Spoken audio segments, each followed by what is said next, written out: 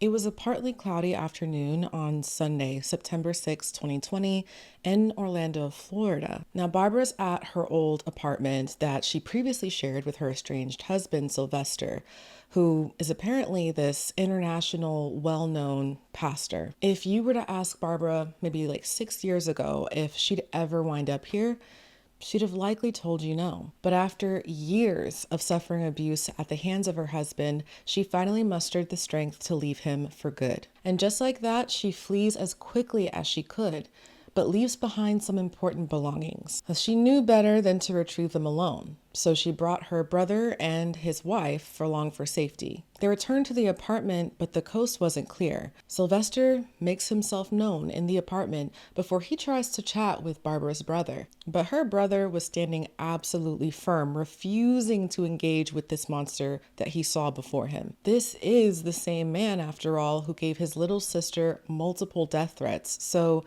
understandably, that ship has sailed a long time ago. Out of nowhere, Sylvester bursts into a rage, bolting past Barbara's brother and her sister-in-law and into the room where she was in. A commotion erupts as he viciously attacks his wife. He acted as if like there was nobody else there, like their presence meant absolutely nothing compared to his hatred for her. He tightens his grip around her neck, forcibly yanking at her hair before Barbara's brother wrestles him to the ground. Do you see what he just did? No! No! As these two men struggle, Barbara's sister-in-law says to Barbara, "Do you see what he just did? Why? That was completely unnecessary." Don't do that, Barbara. What if you keep it by yourself? But Barbara, she keeps silent, still processing what happened in front of her own family. And 2 days later, Barbara would be silenced forever by the cold-blooded hands of the man who once claimed he loved her. In a twisted act of possessiveness and seething rage, Sylvester ended her life in front of unsuspecting coworkers at her job, changing the world of everyone who knew her. This is the story of Barbara Tommey.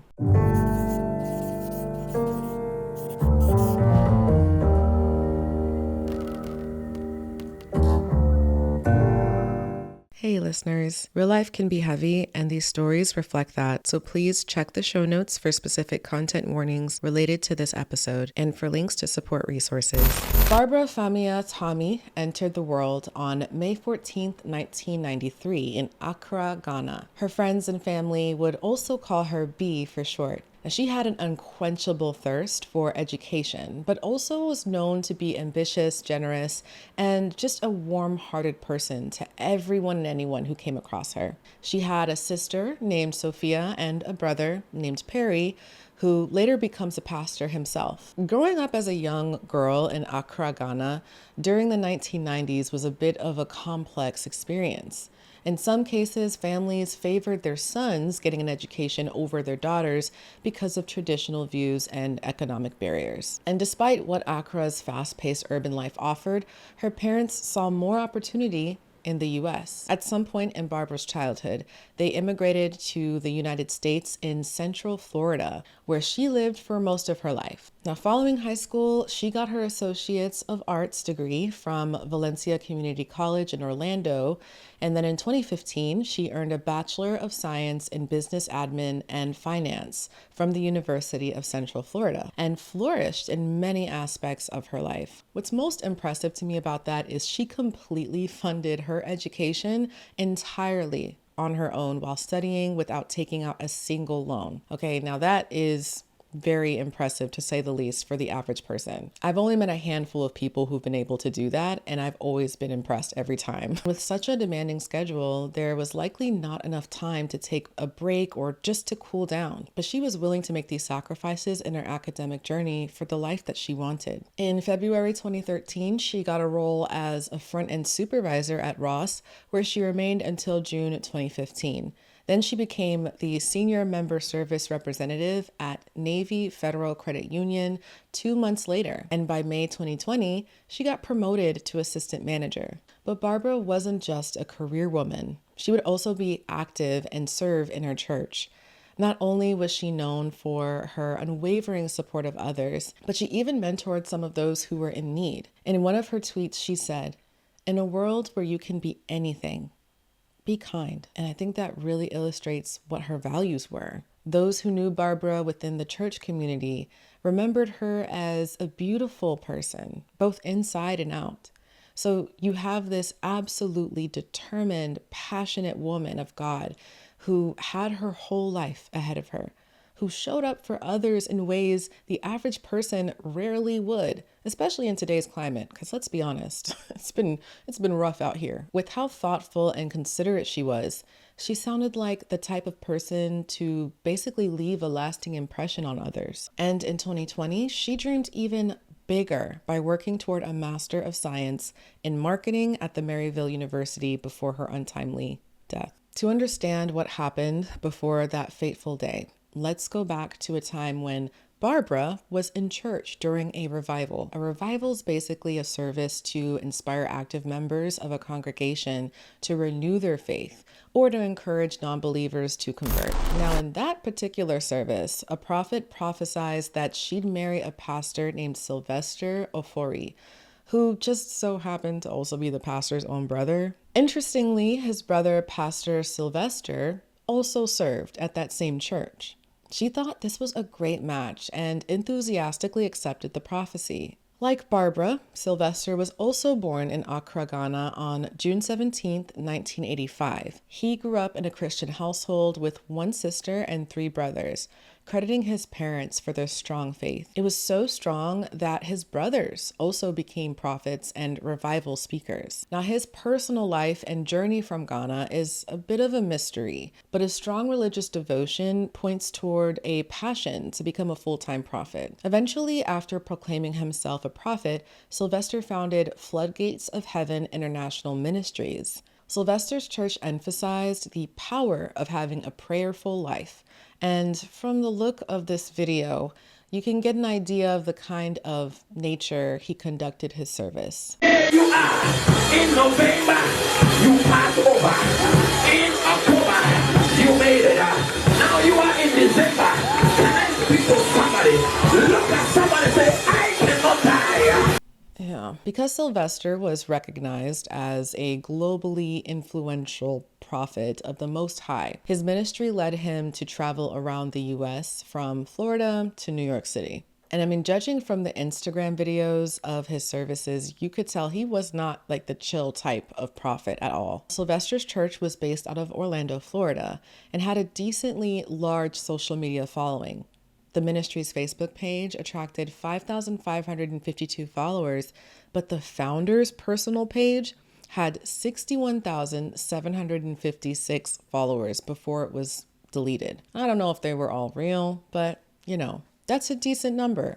But what's frustrating is there really isn't any information about his dating history to gain a deeper understanding about who he truly was with his partners before Barbara. All we really know is he put on a facade for his social media audience and congregation because he was far away from the man he portrayed himself to be, especially after he and Barbara became an item. It was after that pivotal prophecy at their church when Barbara and Sylvester would be officially booed up in a relationship.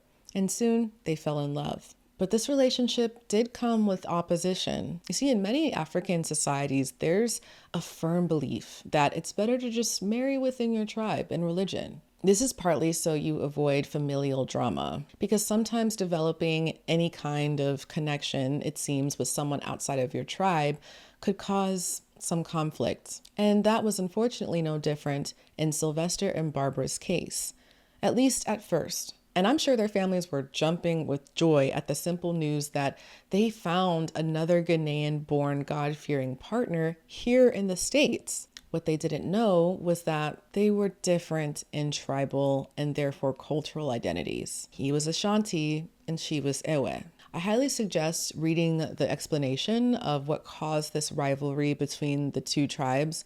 It's going to be linked in the show notes because, yeah, it's definitely an eye-opener for sure. Funny enough, Barbara's sister Sophia said that their family's disapproval of the relationship actually stemmed from Sylvester's family being against it first. However, Barbara was adamant that she still wanted to marry Sylvester. Remember, this woman has always known what she wanted and went after it, and her love life was no different. Now, even though familial dynamics weren't looking too good, there was eventually a change of heart because of their faith in prophecy. The Tommey family prayed over their marriage prophecy before finally giving Barbara and Sylvester their blessing. At age 22, Barbara was a very good girl, so we couldn't really do much about it being the marriage. We only granted her wish. This is what Sophia said in a Ghana web article. And boy, was Sylvester glad they gave him the green light. According to their marriage license, they got married in 2015. And he'd often share pictures of himself and Barbara with these loving captions. He'd sometimes call her his queen, as you can see.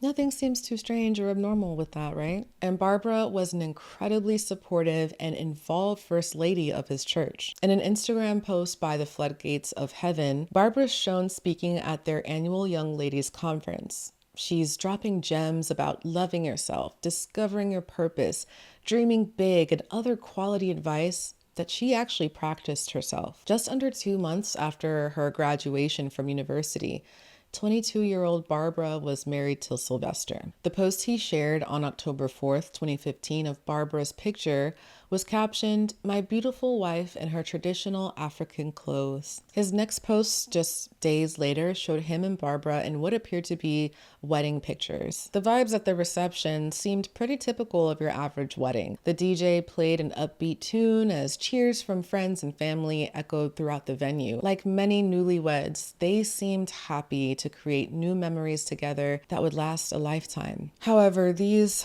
good times would morph into a completely unexpected shift in the relationship. In fact, Sophia's sister shared with the media that his worsening violent behavior may have had something to do with his sudden shift in faith. She said this: Sylvester had denounced God after he visited a shrine in Nzema and was even convincing my sister to join him. I had to look this up because I wasn't sure what Nzema was, but it's basically both a region and ethnic group in the western part of Ghana and has a reputation for occult activities. While Christianity is still widely practiced here, it coexists and is sometimes interwoven with deeply rooted beliefs in traditional spirituality, occult practices, and especially witchcraft. So for this so-called pastor to have allegedly paid this place a visit, Sophia strongly felt that something was really strange with this. And the fact that he was even trying to convince her sister to join him was even weirder. Keep in mind though, this perspective has only been shared by Sophia and no other family member has come out to co-sign this information. But it's still very interesting considering how the events that I'm going to share unfold. Early signs of trouble could be tracked less than a year after their marriage in 2015. For instance, a deputy witnessed an argument between Sylvester and Barbara at a gas station parking lot in February 2016. Sylvester was arrested and charged, but the case was dropped. Despite the dismissal of Sylvester's nonviolent resistance charges, the incident hinted at future relationship conflict. And so abuse escalated to a point where Barbara expressed her experience to a Ghana-based prophet. After hearing about this, Prophet Elijah claimed he later warned Sylvester about his actions and how Sylvester would probably kill her if he didn't stop. Now, this warning, as you can imagine, didn't do a damn thing to stop Sylvester, okay? All the while, church members were completely oblivious to Barbara's suffering, as she was very good at maintaining a composed demeanor and just masking her pain. But what about her family? Did they know? Sadly, Barbara didn't tell her family about any of the abuse either. Now, part of why Barbara hesitated to tell others about Sylvester's abuse was out of concern for his immigration status. Basically, she just wanted to keep him from being deported. Even after everything he's put her through, right? Barbara was still thinking about his well-being. But there would absolutely be a time when her family would find out, which we'll get to very soon. In July 2020, Barbara decided she just could not take it anymore and finally was able to leave Sylvester as quickly as she could, even leaving things that she actually needed behind. After she left their apartment, she filed for divorce. This was 3 months before her murder. Now, one thing I want to note is her sister Sophia, when she was explaining this whole thing about Sylvester's involvement in the occult, she said that Barbara found out about this. I'm not sure how, there's no details about the specifics, but what she did say was after Barbara found this out, she wanted nothing to do with this man. So this, on top of the fact that he was abusing her on a regular basis, must have been even more of a reason for her to just make this decision once and for all. However, Sylvester didn't take well to this after he found out, because he understood something like this would definitely tarnish his reputation as a pastor, and then he'd lose everything from the divorce. But this wasn't just about him losing a high-value woman like Barbara and his reputation going down the drain. No, because as you probably would have guessed, okay, our girl Barbara, she was the breadwinner between them, with many of the marital assets belonging to her. So he just pictured his lifestyle being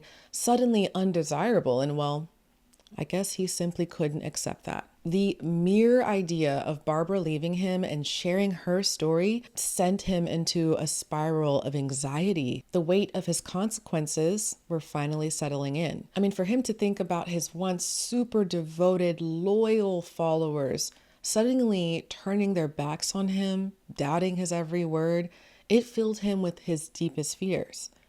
His time in the limelight was about to be up, but he refused to accept his fate. So instead, Sylvester tries to turn the tables by accusing Barbara of witchcraft, with supposedly many pastors backing it up. If that's true, that part really frustrates me. This is why it is so important for us to all be careful about believing hateful gossip about other people, just in general, because you never know the original source's authentic intentions. Like, they will literally be playing in y'all's face and you're just eating it up. And this is like the perfect example of that. Sylvester's once loving social media posts about his wife transformed into what are now foreboding passive-aggressive remarks about her. On October 22nd, 2020, Sylvester posted, "When you start looking at people's heart instead of their face, life becomes clear." And he pinned this to his Facebook timeline. 2 days later, his next post reads, "I truly believe that every single person has to go through something that absolutely destroys them so they can figure out who they really are." Soon after that,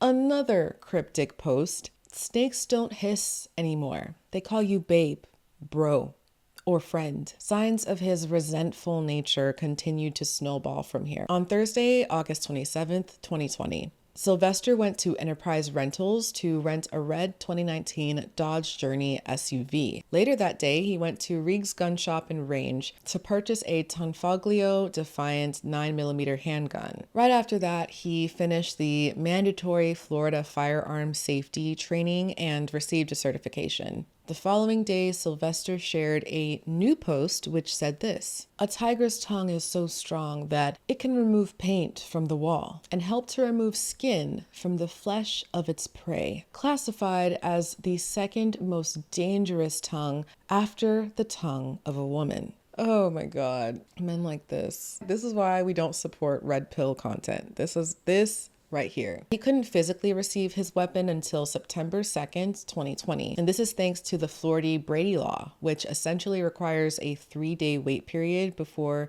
a new gun owner can actually take full ownership of the weapon. At 1 p.m. on Sunday, September 6th, Barbara went with her brother, Perry, and Perry's wife, Jennifer, to her former apartment. Now, because Barbara originally left in a hurry, she needed to go back and grab some documents and other things, but she absolutely made sure to come with company for her safety. Now, this precaution was reasonable considering how things were now very tense. So they all entered the apartment and initially assumed Sylvester's gone or something. You know, he just didn't seem to be there, at least. But suddenly he emerges from the bathroom, leaves his apartment, gets into the red Dodge Journey and drives off. They're like, whatever, dude, just stay out of our way and we'll stay out of yours. 5 minutes later, he returns to the apartment and then asks to talk to Perry, Barbara's brother. But Perry wasn't at all interested in hearing anything that he had to say. Days earlier, Perry was made aware of the danger that his sister was facing in her own home. So at this point, it was far too late for Sylvester to be barking up his tree. He already dug himself a deep grave and just needed to lie in it. But what he does next made it very clear that he still had other plans. As Perry and Jennifer stand just outside of Barbara's bedroom, Sylvester does the unthinkable and he darts past them into her room and literally attacks her as if they weren't there at all. And he's doing this by strangling her and pulling her hair. He's like completely lost it. They're like, what are you doing? As her big brother, Perry quickly steps in to protect his sister by basically putting Sylvester in a stranglehold on the ground. And that's when Jennifer takes out her phone and starts recording the rest of the squabble. You first hear Barbara calling after her brother, telling him, Perry, it's okay. Jennifer firmly said, no, it's not okay, Barbara. You cannot defend him. Perry echoed his wife's statement and said, you cannot always be assaulted and you just sit back. This was as he held Sylvester in a headlock. Okay, you cannot defend him. It's not okay. You cannot always be assaulted. Call the cops. Do you see what he just did? No, Barbara. No, Barbara, I'm tired of you. No, I'm tired of you now. He should not be No, attacking you. absolutely not. Do you? I know, that I understand. I get We it. are not going to calm down. Perry, stop. We are not going to fucking calm down. I came in here and I told you sit back. I told you we are not here to argue with you. Why did you fucking attack her? Why did you attack her? Can you calm down? I'm not going to come down because you started this. Here, let me go. You're going to go to the other room and you're not going to come out. Barbara, what about that one? Fuck you up. If you watch the video, I mean, Sylvester's demeanor is eerily calm the whole time.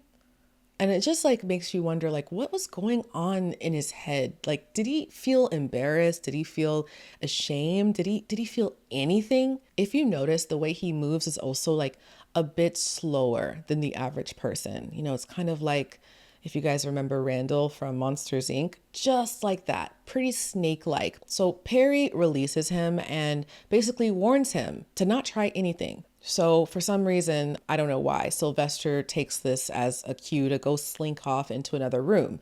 And don't worry, Perry is following him right into it.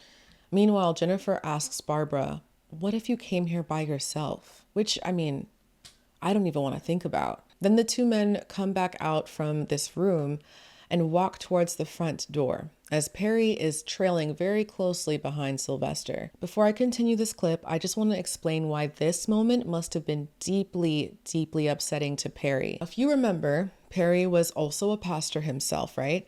So back in July 2015, he and Sylvester collaborated on a significant prophetic conference. They seemingly were on good enough terms to do something like that together, but Perry no longer could see the man he thought he once knew standing in front of him. Everybody that follows you, you were fake. I supported you because I told you were different. So now you I are told you here. are not like your family. Support your sister. Yes, I'm here to support The my same sister. sister And I'll who always the support her. pastor told you that she was a witch. Which pastor? Am I Name right? the pastor. Name that pastor. Which pastor told me my sister's The same sisters. Which pastor? Name the pastor. You are a pastor. You. You don't know whether you are or not you are a pastor, my friend. Get the fuck out of here before I fuck you up. We didn't come here for you. We did not come here for you. Don't let me hurt you. Leave. We didn't come here for you. We came to make something. Can I promise you something? Promise me. If I don't kill your sister, then me, I am sick. You got the video, right? Yeah, I got Right, it. call the cops. No, No, call the cops, Jen. With Sylvester now gone, Barbara pleads with Perry, suggesting that involving the police would only amplify the problem. Perry advises her to take those types of threats very seriously and file a police report for her security. To help protect Barbara from Sylvester, Jennifer shares that she's going to file a restraining order using that video as evidence, which was really smart. Perry frequently emphasizes the urgency of the situation to his sister, especially because of Sylvester's threat on her life, because he was absolutely right. Once you threaten somebody's life, we are taking this to the fullest degree we possibly can. And get this, y'all. Surprisingly, after the altercation, Sylvester bombards Perry with texts, begging that he hear him out, only for him to label Barbara a black cat, a witch, and an imposter. Like, Perry absolutely left him on red and was like, don't ever reach out to me again, basically. Like, you're out of your mind. Then, of course, Sylvester turns to his Facebook again to say this. One thing people gotta understand about extremely kind, nice, loving people is that there's another side to them that's just as extreme. There's nice and there's like psychotic, like you. I mean, this guy's got his screws all loose, clearly. His endless rampage made it very clear that he was referring to himself and would soon take it several steps further. According to a transaction record, Sylvester visited the gun store on Sunday, September 6th, to finally collect his gun. Sylvester goes and finally collects his gun after the 3-day wait period. At this point, Barbara already told some of her coworkers at the credit union that she worked at about her divorce with Sylvester. So they sort of knew just to some degree about the situation. Still, they hadn't really seen what he looked like no pictures or videos, nothing like that, which is why the following events are so wildly terrifying. According to a woman named Lisa, who was working in the front of the building, Barbara entered the credit union at approximately 8:40 a.m. on Tuesday, September 8th, to use the ATM. Barbara noticed the ATM wasn't working, and Lisa saw that she returned to her car, which was parked right in front of the credit union's doors. She sat inside her car and then later returned to the building. 4 minutes later, a red Dodge Journey pulls up and starts to behave erratically. First, he parks briefly on the east side of the bank before driving the car to the parking area across the main entrance of the south side. Moments later, the driver moves again toward the west side of the building. Like, who the hell drives like this, and why are they drawing so much attention to themselves? The driver's actions clearly appeared nervous and also uncertain, but no one thinks that much about it. Meanwhile, Barbara's checking the temperatures of arriving employees because the pandemic protocols at the time and all that. So she leaves the bank at around 8:45 a.m. and walks to her car parked south of the building. Barbara basically moved her car and wound up on the same side as this mysterious unknown driver. And no one really knows why Barbara had to move her car twice. Maybe it was just her trying to find a better parking spot, and that was about it. Then the surveillance shows an unknown man, later identified as Sylvester, trailing after her. Without even bothering to be discreet, Sylvester aims his gun at her as he follows. Reportedly, Barbara's reaction to seeing Sylvester with a gun wasn't really fearful, but kind of like annoyed and angry. What's wild is in this critical moment, neither of them say a single word to each other. No words, no yelling. It's like a scene out of a nightmare. Seconds later, the CCTV footage shows Barbara knocking on the bank door to be let in while Sylvester manipulates his handgun. But it kind of looks like he doesn't really know how to work the safety feature on the gun.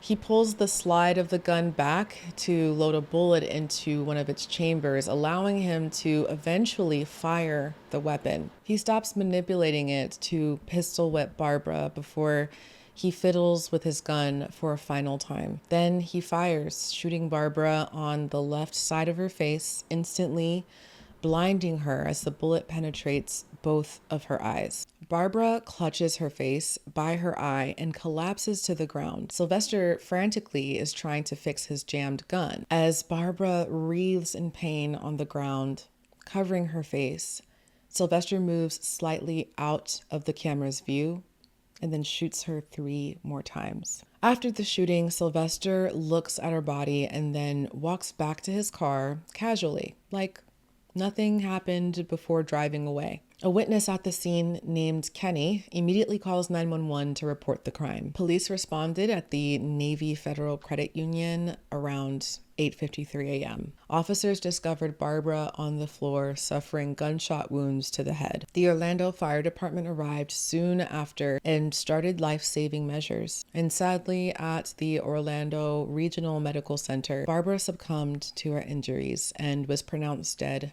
at the age of 27 years old. Barbara's autopsy would reveal 4 gunshot wounds, 2 to the right of the skull, 1 through both eyes exiting the head, and 1 to her right bicep. Her death is believed to have been resulted from the 2 gunshot wounds to the skull. So family and friends had a memorial at the crime scene a week later after her death. Some guests gave prayers while others pleaded for her spirit not to rest until justice was served. Sophia described the profound pain and grief the family suffered in an interview. She explained their decision for an early burial was to basically help them with their intense sorrow. Back at the crime scene, officers of the investigative team, led by Detective Rogers, learned from the dispatch that the suspect might have actually been Barbara's husband driving the red SUV. Police needed to identify Barbara's husband and what kind of car he drove, and soon found out he rented a red Dodge Journey from Enterprise Rental LLC on August 27th. Based on this information, officers searched the parking lot of Sylvester's apartment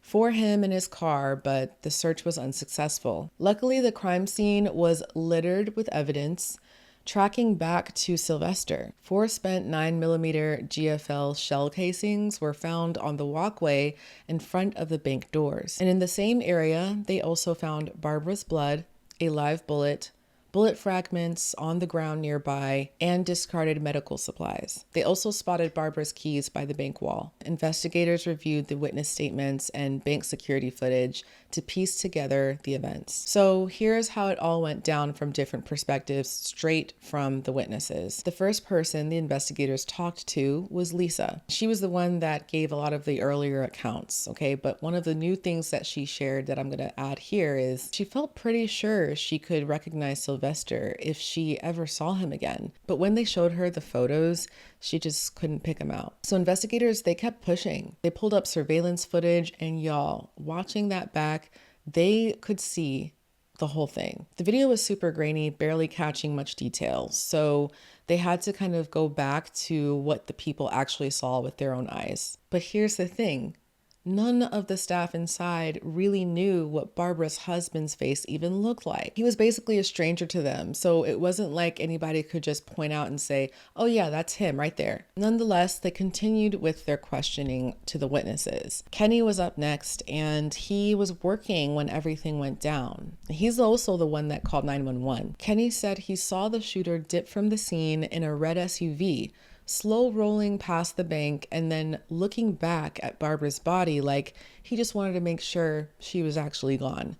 Later, Kenny was able to basically pick the red Dodge Journey from a photo. What's interesting is he even realized that he saw this same SUV over by the Costco right before this happened. Specifically, this was at 8:43 a.m. that morning. See, sometimes it pays to be looking at that phone because Kenny had the exact time locked in from it. Kenny had even spotted that the red SUV at the bank was also there earlier the week before. The driver was asking for Barbara back then too. The shooter, according to Kenny, was about 6 foot tall, thin, roughly 30 years old, and wore a white shirt with brown or black stripes and sunglasses. These were the same clothes of the day where Sylvester and Perry got into that big fight at the apartment. Magali was the 6th witness, another bank employee. She remembered Barbara missing from the branch for about 3 months, which matched up with the time Barbara left Sylvester.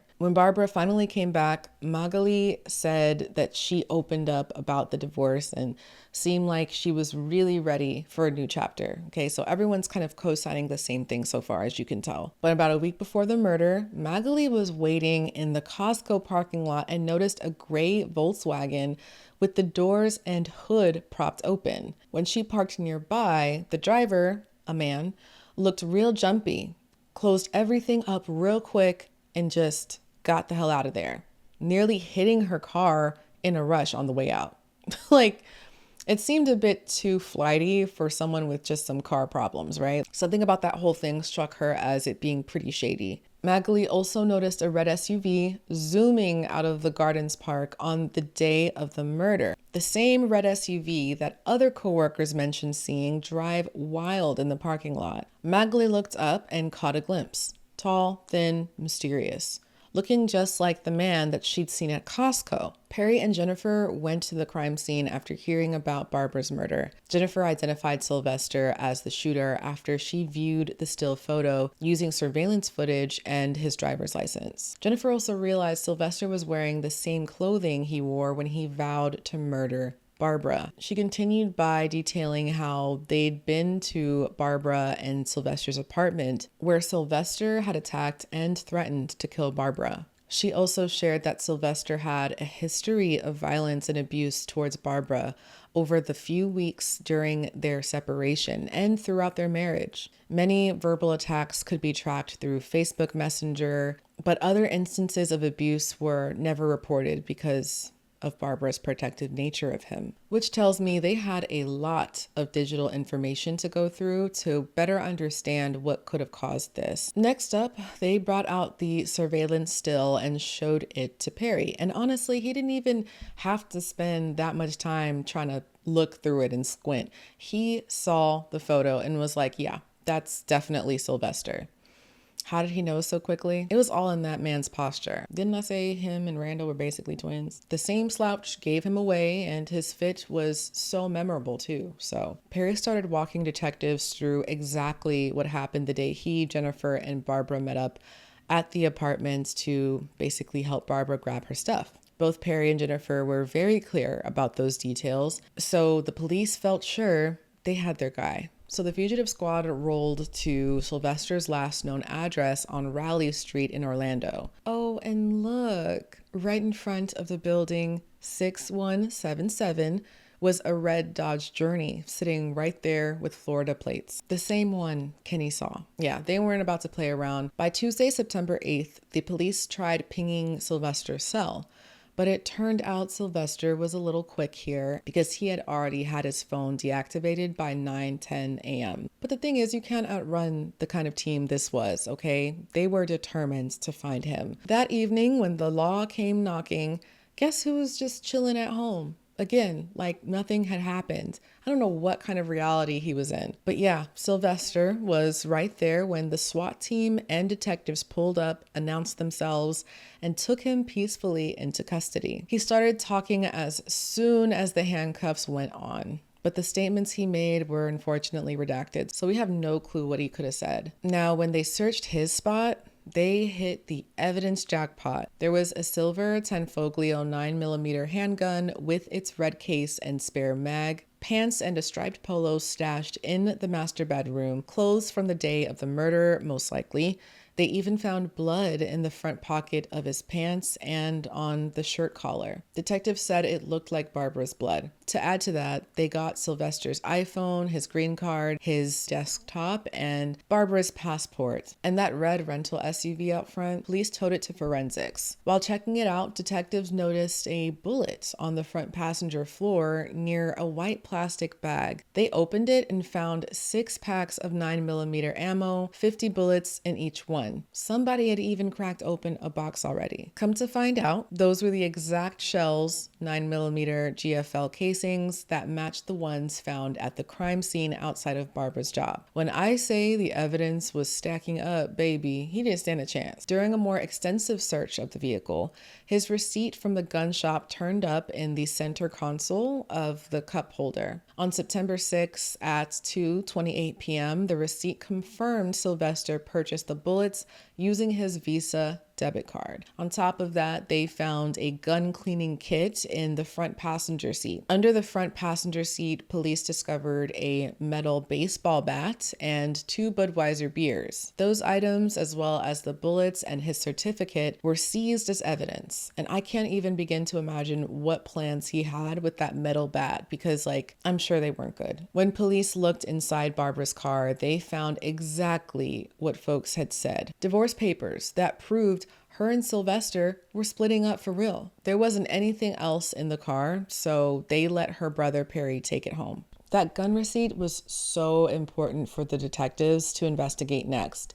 Even though the gun shop didn't have the video the day that Sylvester went and bought his gun, they did have some from September 6th, and sure enough, he's on camera picking up that weapon and bullets. Again, the outfit kept giving him away because it was the same one that he wore at the apartment during the squabble. He really wasn't even trying to conceal himself. Shell casings and the gun went off to the Florida Department of Law Enforcement for testing, with DNA swabs from some other items just to be extra thorough. After getting locked up, Sylvester was taken down to Orlando Police Headquarters for the usual photos, cheek swab, all of that, which it's really interesting because when you look at his mugshot, it looks like he got punched in the eye. Someone just socked him really hard to where he had a swollen bloodshot eye. This wasn't confirmed anywhere.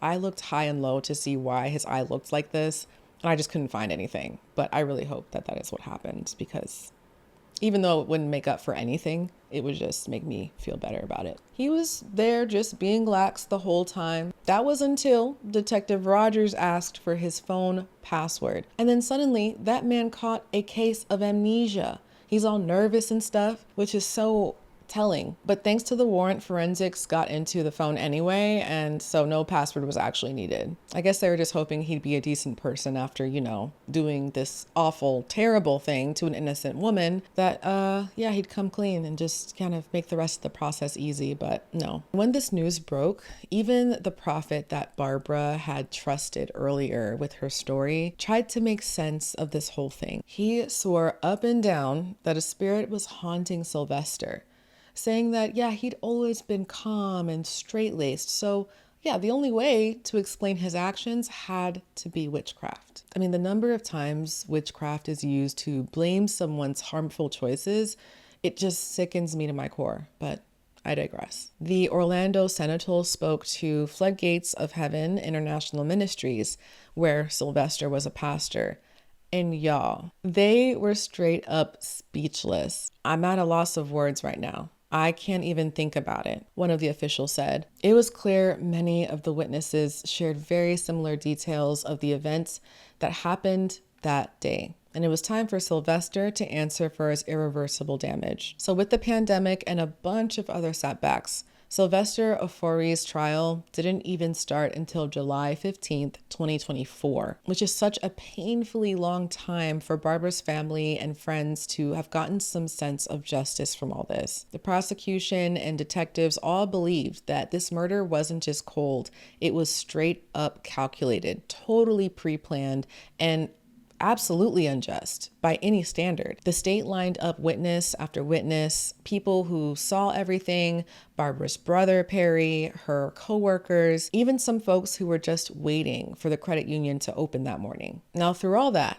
Sylvester, that man sat there with no expression on his face, just blank. Didn't even bother to pretend to show an ounce of remorse, nothing. Oh, and the prosecution, they offered him a plea deal, 50 years if he pleaded guilty. But him and his lawyers, they thought, they had some wild shot, hoping that they could work it down to 15 or 16 years. So Sylvester was like, no, I'm good on that plea, basically. His lawyers actually stood in court and said none of this was premeditated, but nobody bought it, of course, thank God. The jury took just 3 days to come back and say, guilty, first-degree murder with a firearm. When sentencing day came, the judge handed Sylvester a life sentence, plus a minimum of 25 years for using the gun. Serves him right. Some people in the room were satisfied. Others said, that's not enough. People were even talking death penalty. And listen, people went in on his Instagram, flooding his comments. And I mean, you could still see them now, letting him know exactly how they felt about him. In contrast, some said Barbara was just too kind. But see, that almost sounds like it's blaming her for what happened, which is so draining to hear because, of course, people flip it on the victim